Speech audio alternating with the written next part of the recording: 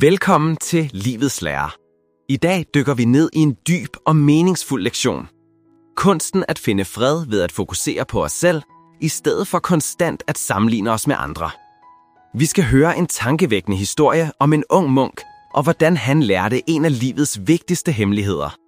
Bliv hængende til slutningen, for denne fortælling gemmer på overraskende indsigter, der kan forandre dit syn på personlig udvikling. At bruge tid på at tage sig af sig selv hjælper ikke kun med at undgå udbrændthed, men bringer også mere glæde og tilfredshed ind i livet. Den vigtigste pointe, vi skal forstå, er, at det at fokusere på sig selv ikke er egoistisk. For længe siden, i et buddhistisk kloster gemt væk mellem bølgende bakker, levede en ung munk ved navn Kael. Han var flittig i sine studier og dedikeret til at følge Buddhas lære. Men trods sine bedste bestræbelser fandt Kael sig konstant distraheret af de andre munkes handlinger og fremskridt. Under hver meditation kiggede han hemmeligt over på de andre for at se, om de sad mere rankt eller mediterede dybere end ham. Han sammenlignede sig selv med deres udvikling og følte en stikkende misundelse og frustration, overbevist om, at han ikke udviklede sig så hurtigt, som han burde. En dag, efter en særligt udfordrende meditation, besluttede Karl sig for at søge vejledning hos klostrets abbed. En vis og medfølende munk, der havde viet årtier til sin åndelige rejse. Karl bukkede ærbødigt og forklarede sine frustrationer. Abbeden smilede blidt, lagde en beroligende hånd på Karls skulder og sagde: "Min kære ven, din kamp er ikke ualmindelig. Mange af os står over for lignende udfordringer på vores spirituelle vej. Husk, at hver persons rejse er unik og udfolder sig i sit eget tempo. At sammenligne dig selv med andre forsinker kun din egen proces. Buddha lærte os vigtigheden af at vende blikket indad og dyrke vores egen opmærksomhed. Når du konstant kigger udad og måler dig selv mod andre, skaber du unødvendig lidelse og utilfredshed."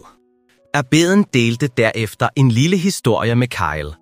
I en frodig skov findes der alle slags blomster, hver med sin egen unikke skønhed og duft. Blomsterne sammenligner sig ikke med hinanden. De ønsker ikke at være en anden blomst. De blomstrer simpelthen, som det er deres natur, og bidrager hver især til skovens samlede skønhed. Abbeden så Kyle direkte i øjnene og sagde: "Ligesom blomsterne har hvert eneste menneske sine egne styrker, svagheder og unikke kvaliteter. Din rejse er din egen. Nøglen er at fokusere på at pleje din egen indre have, i stedet for at bekymre dig om, hvordan de andres haver gror." Kyle lyttede opmærksomt, og en følelse af ro begyndte at brede sig i hans hjerte. Abbeden fortsatte: "Omfavn mindfulness i alle aspekter af dit liv. Når du mediterer, vær fuldt til stede i nuet og lad dit sind falde til ro af sig selv.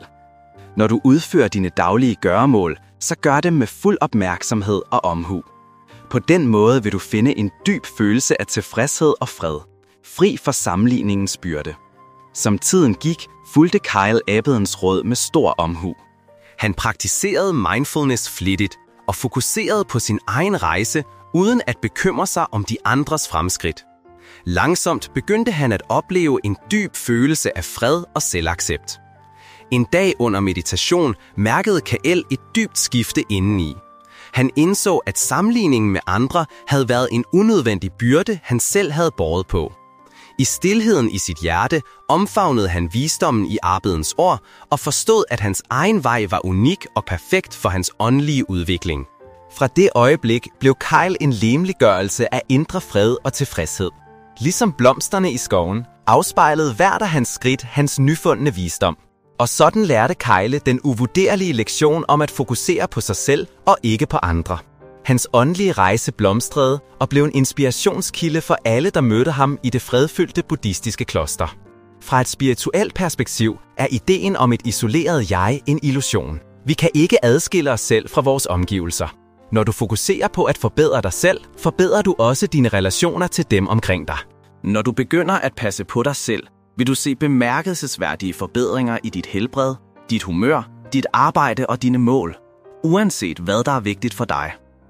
Det er forbløffende at mærke, hvordan du retter dig op, går med større selvtillid og simpelthen bliver en gladere og lykkeligere person.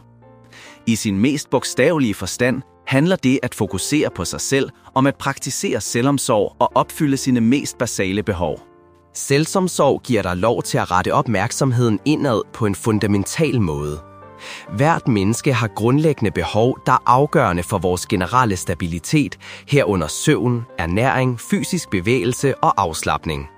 Hvis du ignorerer disse behov, risikerer du ikke at have energi nok til at genoplade og håndtere livets stressfaktorer. I starten mærker du måske ikke den store effekt, men med tiden kan du opleve uønskede forandringer i både din fysiske og mentale sundhed. For at arbejde med dig selv, især hvis du har travlt eller har en tendens til at sætte andre først, er du nødt til at øve dig i at være bestemt. Nogle måder at gøre dette på, er ved sommetider at sige nej, i stedet for altid at sige ja. Ved at definere specifikke situationer, hvor du vil gøre noget for andre, og ved at identificere tidspunkter, hvor du, om nødvendigt, slukker for din telefon for at dedikere den tid og energi til dig selv.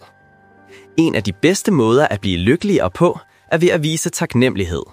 Vi får det bedre med os selv og vores liv, når vi er taknemmelige for det, vi allerede har. Hvis du er taknemmelig for dit liv, vil du ikke fokusere på andre og hvad de har. Du må lære ikke at involvere dig i alting, lære at sætte dine følelser til side for at kunne koncentrere dig om dig selv. Hvorfor foretrækker succesfulde mennesker et stille liv? De, der trives i stilhed, besidder ofte en utrolig styrke. Kære venner, kan I i en stor forsamling kende forskel på, hvem der er enestående og hvem der er gennemsnitlig? Sandheden er, at det ikke er let, for den mest magtfulde person er ofte den mest stille og derfor svær at få øje på. I livet møder vi ofte mennesker, der elsker at vise sig frem og taler med en vis arrogance, fordi de er bange for, at andre ikke kender til dem, bange for, at det de gør ikke bliver bemærket. Derfor praler de ofte og overdriver småting. I virkeligheden får dette dem kun til at virke usikre. Jo mere en person har behov for at vise sig frem, des mere afslører det, hvad de mangler inde i. De virkelig stærke mennesker bekymrer sig ikke om den slags. Deres indre verden er rig og rolig. De stille mennesker er ofte dem, der lytter mere, og de gemmer sig ofte i mængden. De kender deres egne grænser og forstår, hvad de skal gøre for at blive stærkere dag for dag. Som et gammelt ordsprog siger, stille vand har dyb grund. Sande mestre har ikke behov for at iscenesætte sig selv for at imponere andre. Hvis du blot observerer lidt mere opmærksomt, vil du bemærke forskellen ved disse mennesker. Nogle praler over for deres venner om, hvor dygtige og stærke de er, og hvor mange vigtige forbindelser de har. Men når en ven har brug for hjælp og henvender sig til dem, viser det sig, at det ikke var sandt. Det er fordi de er så larmende, at de puster sig selv op på den måde, i et ønske om at blive rost og bemærket af andre. I en forsamling er den, der er mest stille, ofte den med den største reelle styrke. Jo mere selvstændig man er, jo større er ens mod. Jo færre ord, jo større er ydmygheden. En stille person virker måske ikke bemærkelsesværdig på overfladen, men deres indre er utrolig stærkt og rigt, hvilket giver en fornemmelse af, at de ikke er lette at kue. Et enkelt blik fra dem kan være nok til at afsløre, at de er alt andet end almindelige. I livet støder vi ofte på mennesker, der aldrig vil tabe en diskussion, selv ikke over de mindste ting. Når de møder en modstridende holdning, skynder de sig at udtrykke deres egen mening, mens de afviser andres for at fremstå som vidende og overlegne.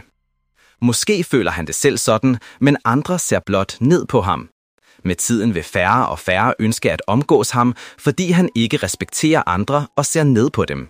De gamle vismænd sagde, når 3 mennesker rejser sammen, vil der altid være en lærer iblandt dem. Derfor, uanset hvem den anden person er, bør vi respektere og lytte, indtil de er færdige med at tale, uden at afbryde dem for at pådutte vores egen subjektive mening. De eftertænkssomme og rolige typer deltager sjældent i den larmende debat, men indeni har de tusindvis af argumenter klar til at overvinde modpartens støjende påstande. De kan virke ligeglade, men i virkeligheden observerer og analyserer de situationen intenst. Folk tror måske, de mangler ambitioner, men ingen ved, at de prioriterer selvudvikling og afventer det rette øjeblik.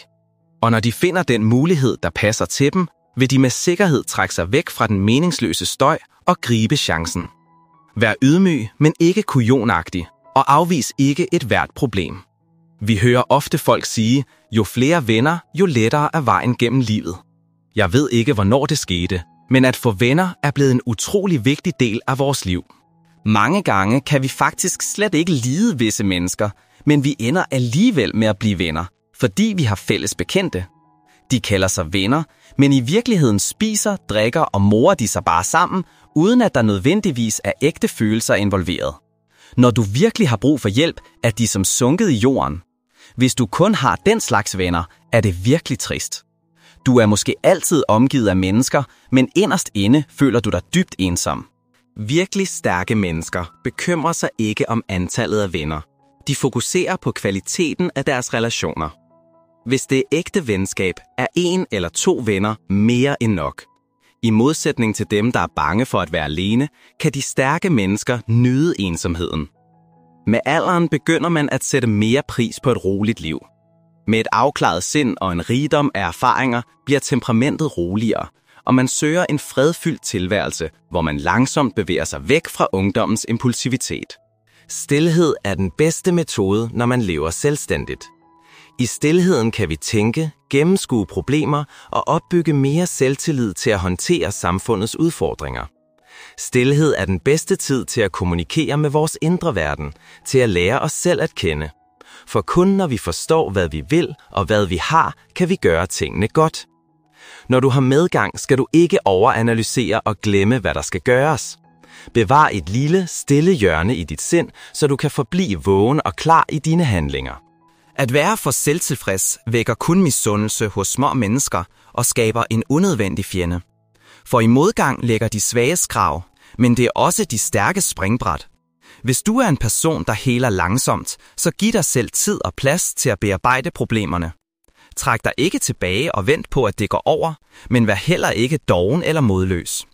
Den bedste løsning er at møde problemet med mod og finde en holdbar løsning. For et stille og ensomt liv er altid en uundgåelig del af et hvert menneskes modningsproces. Mist ikke dig selv på grund af forkerte begær. Kun når du er alene, kan din krop virkelig slappe af, og du kan føle lykke og fred i sjælen. Når du lever, så forlang ikke for meget. I dagens samfund er der alt for mange mennesker, der jager efter et velhavende liv og er travlt optaget fra morgen til aften, uden det mindste private øjeblik til at være stille, reflektere eller mærke verden. Men når et menneskes sind er uroligt, vil selv de bedste muligheder blot føles skammende og føre til endeløs ensomhed. Denne form for stilhed er ikke længere et øjeblik, der bringer glæde og ro til sindet, men kun smerte og en rungende tomhed. Det er kun en fordel, når dit hjerte er i ro, når du kan lukke øjnene og se din egen smukke verden, i stedet for at bekymre dig over en overfladisk drøm, der er begravet under stakkevis af papirer, el- og vandregninger eller skolepenge til børnene. På sådanne tidspunkter kan meditation eller yoga hjælpe dig med at fjerne tågen i dit liv, lade din sjæl rejse frit og finde fred. Det lader dig interagere med dit hjerte og forstå dine sande tanker, så livets ur kan sætte bekymringerne på pause, mens du lytter til stemmen i din sjæl og taler med den, for at leve et langsommere liv af højere kvalitet. Jo roligere et menneskes indre er, desto stærkere er de, og jo lettere opnår de succes. Deres indre er også meget robust. De lader sig ikke let slå ud af ros eller kritik udefra. Hvis du møder et problem og samtidig går i panik, gør du kun tingene værre. Øv dig i at kontrollere dine følelser, træk vejret dybt, fald til ro og tag et par minutter for dig selv til at tænke over problemet. Resultatet vil helt sikkert blive meget bedre. I starten kan det at opnå et roligt sind, selv for et kort øjeblik, give din krop en dyrebar form for styrke. Det får dig til at se dig selv klart, og det får dig også til at se verden klart. At arbejde afslappet og med overskud giver høj produktivitet i både arbejde og liv. Uanset hvilke vanskeligheder du møder, så længe du ved, hvordan du roligt kan betragte problemet, kan vanskelighederne løses en efter en, og du kan finde den bedste måde at slippe af med de tunge byrder. Livet er slet ikke let. Hvis du som barn syntes, verden var for god, så tak dine forældre for at have beskyttet dig så godt.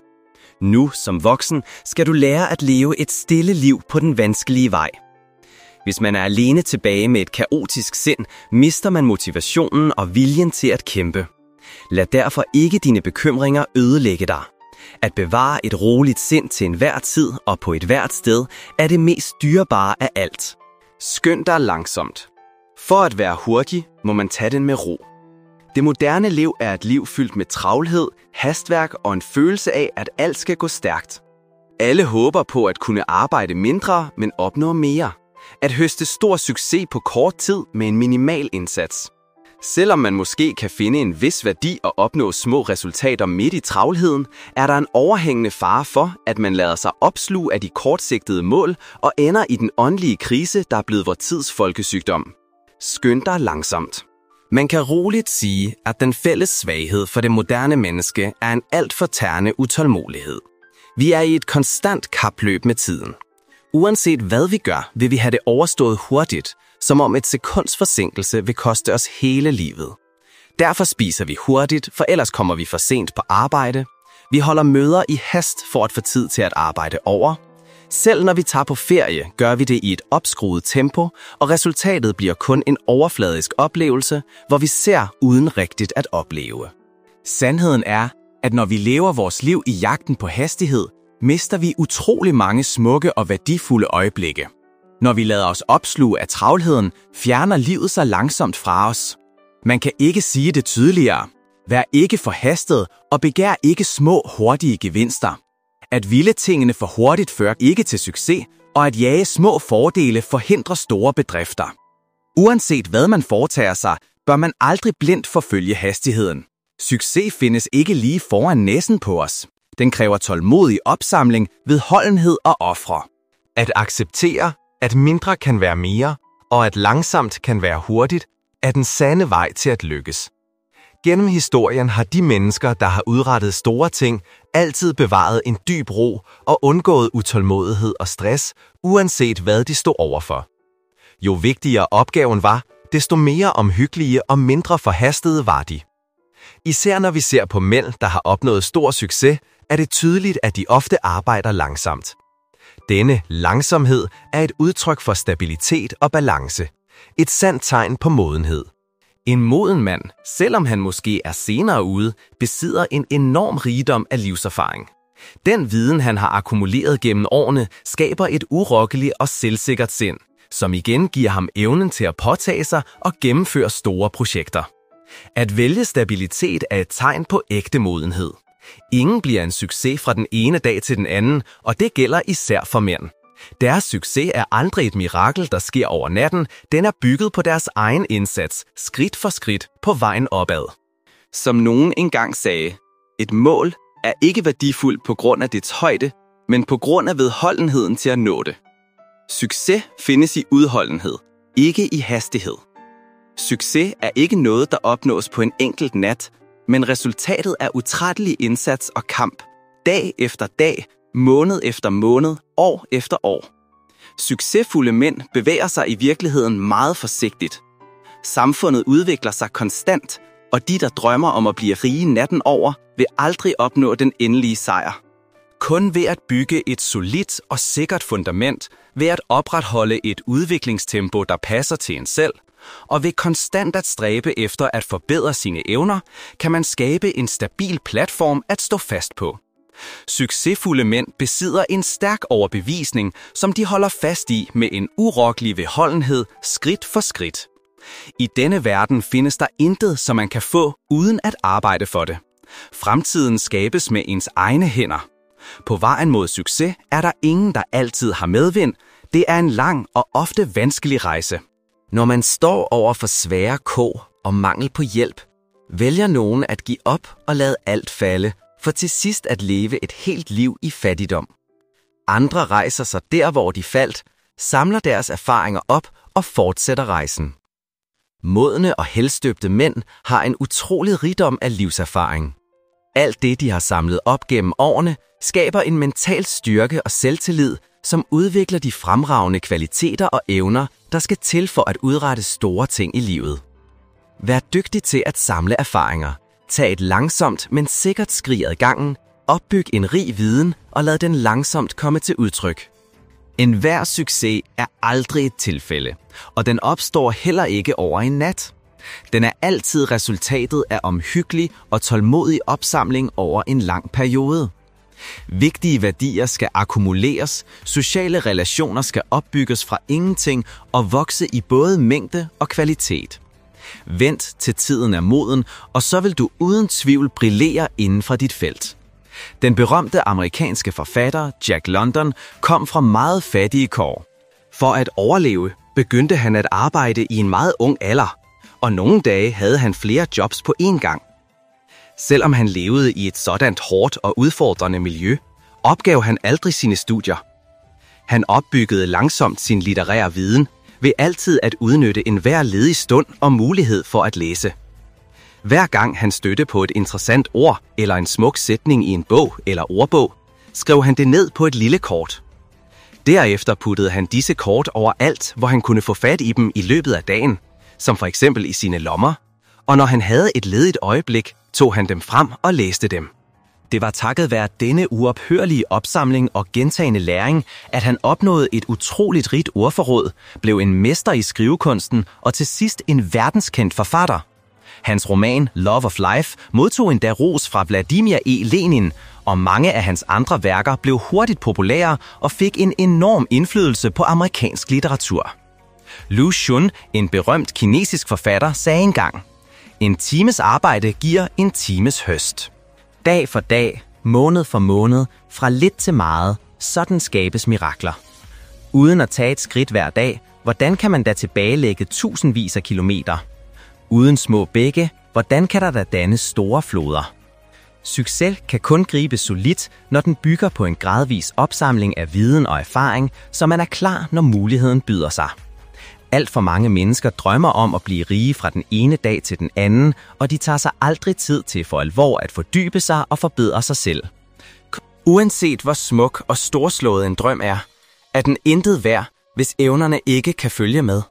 At fordybe sig, at overvinde problemer uden at give op, at søge viden i dybden. Succesfulde mennesker giver aldrig op.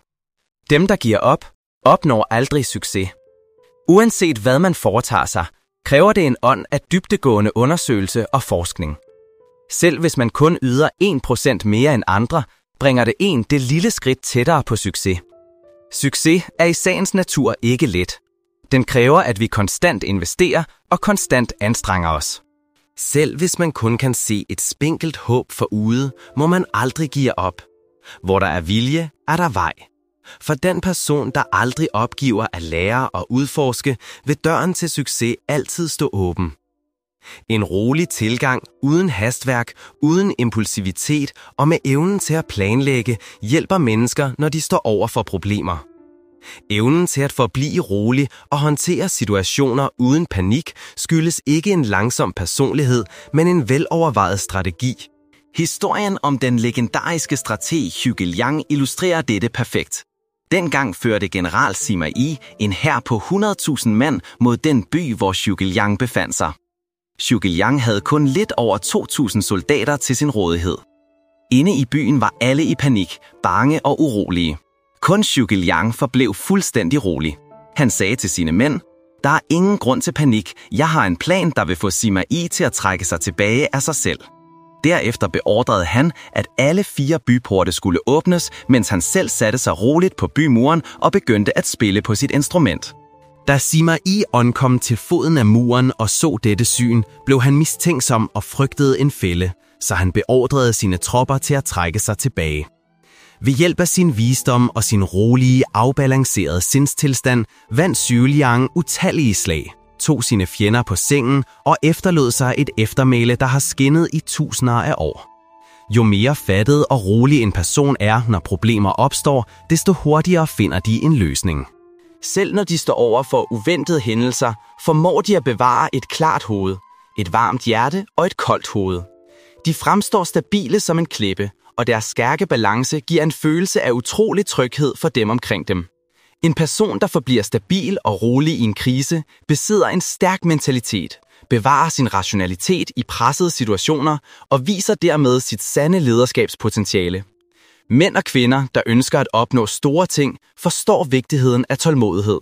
Yu-Ming Hong, grundlæggeren af en stor uddannelseskoncern, sagde engang: "Tro ikke for meget på gamle talemåder, som man skal være etableret, når man fylder 30.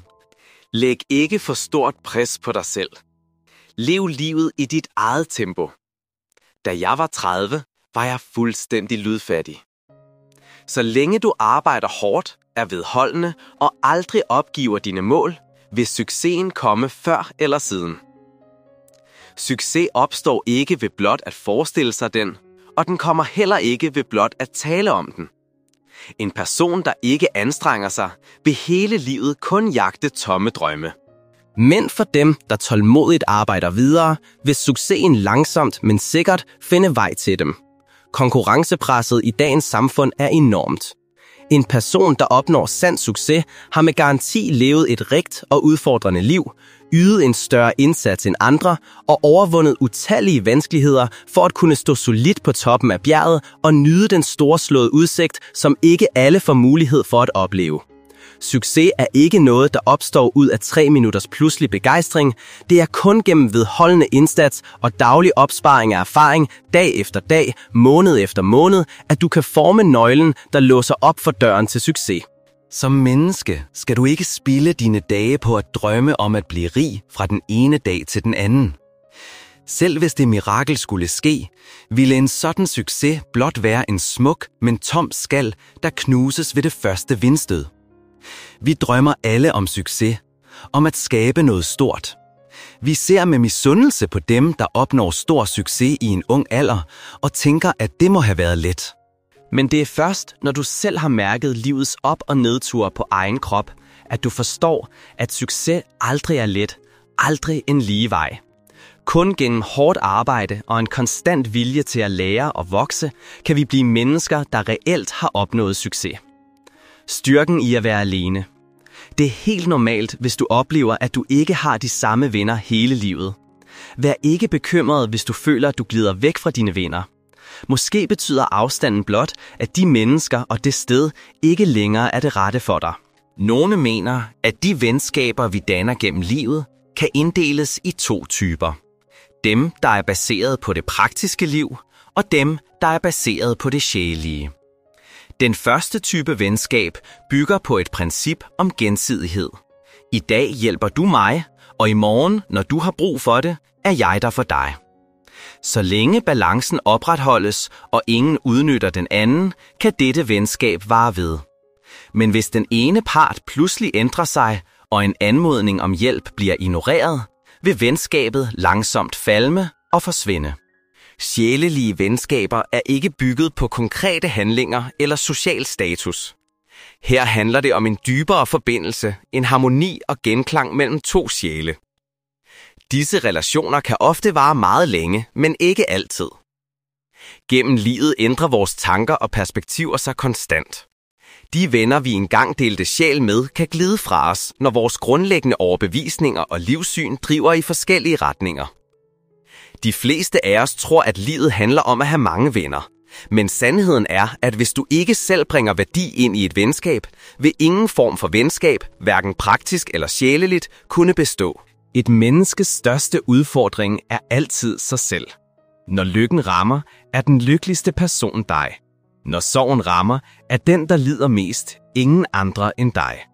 Modne og indsigtsfulde mennesker stiller ikke urimelige krav til deres venner. De forventer ikke, at de altid skal være der, og de lægger ikke al deres energi og håb i andres hænder. De forstår, at det vigtigste er at stole på sin egen styrke og lytte til sine egne indre behov. Før eller siden vil du indse, at den mest stabile støtte, du nogensinde vil finde, er dig selv. Dine venner kan hjælpe dig i en snæver vending, men de kan ikke hjælpe dig for evigt. Dine venner kan lytte til din forvirring, men de kan ikke lindre smerten i dit hjerte. Så hvorfor blive ved med at søge trøst alle andre steder end i dig selv? Der vil ikke altid være nogen til at holde en paraply over dit hoved, når stormen raser. Så hvorfor blive ved med at lægge dit håb i andres hænder? Ikke alle de uretfærdigheder, vi møder, vil blive forstået af andre. Når det er sådan, så lad dem i stedet blive til tårer.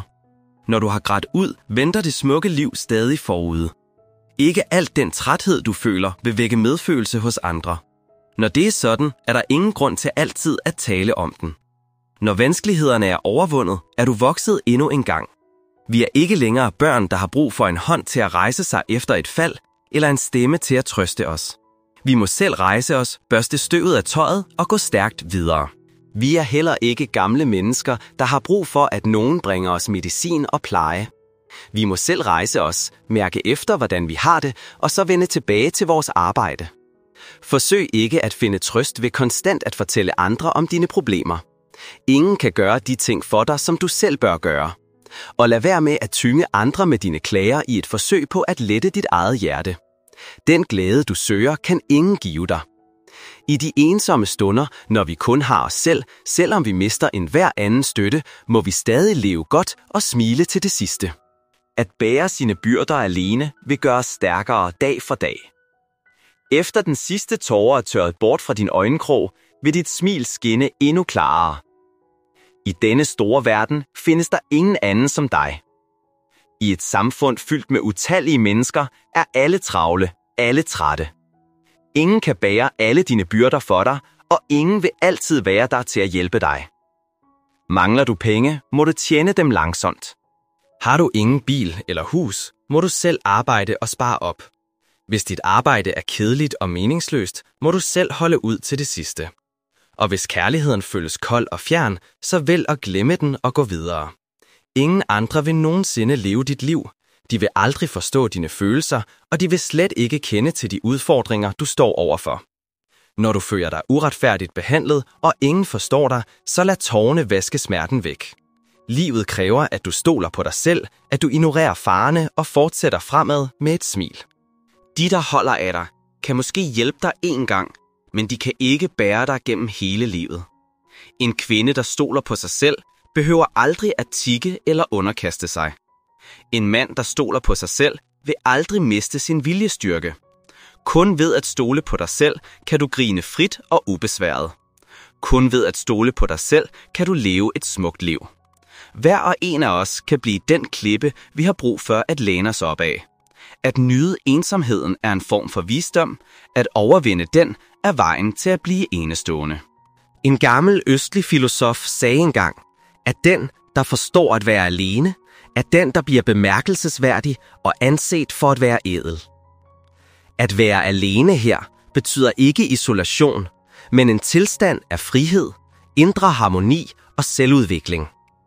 Det handler om at lære at leve i fred med sig selv. Tænk over det. Fra vi er helt små, lærer vi utallige lektioner om, hvordan vi skal omgås andre, passe ind i samfundet og skille os ud i mængden. Men vi glemmer ofte den mest fundamentale sandhed. Vores største fjende er os selv.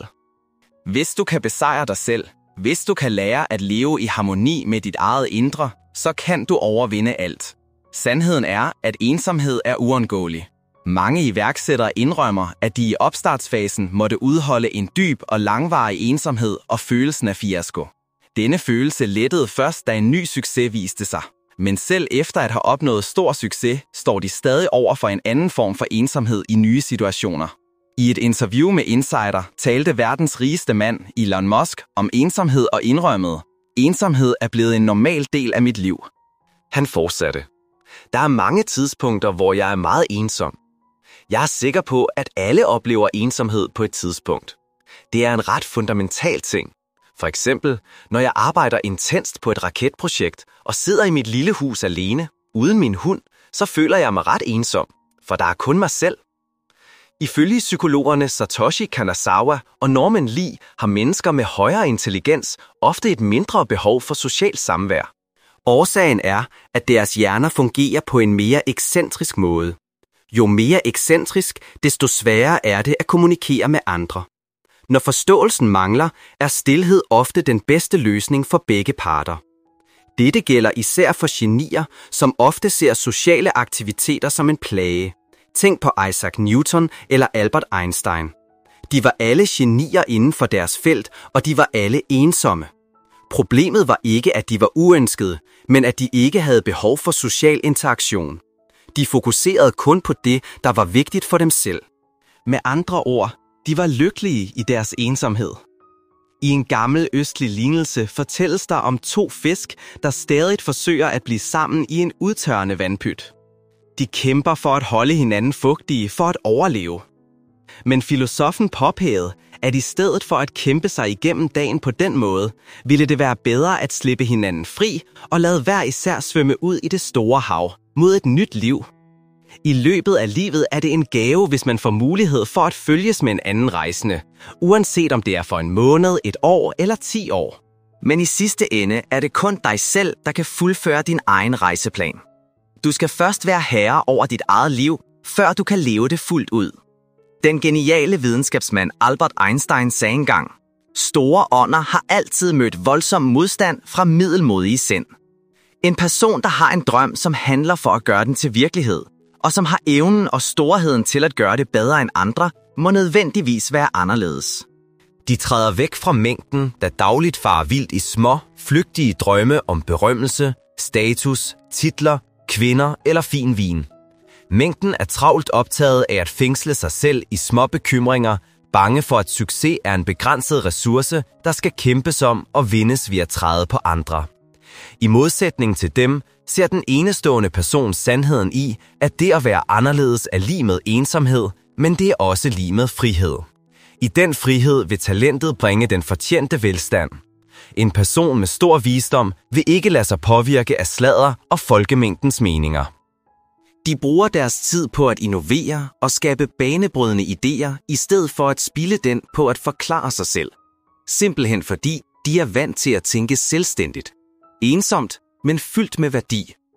Deres succes kommer fra deres egne evner, ikke fra hvad verden siger eller tænker om dem. Har du nogensinde tænkt over det med folk, der sjældent poster på sociale medier? Ofte er det sådan, at de, der deler mindre, har en tendens til at leve et mere bevidst og nærværende liv. Enhver stærk personlighed må have et solidt fundament, så man ikke lader sig blæse omkuld af den mindste modvind.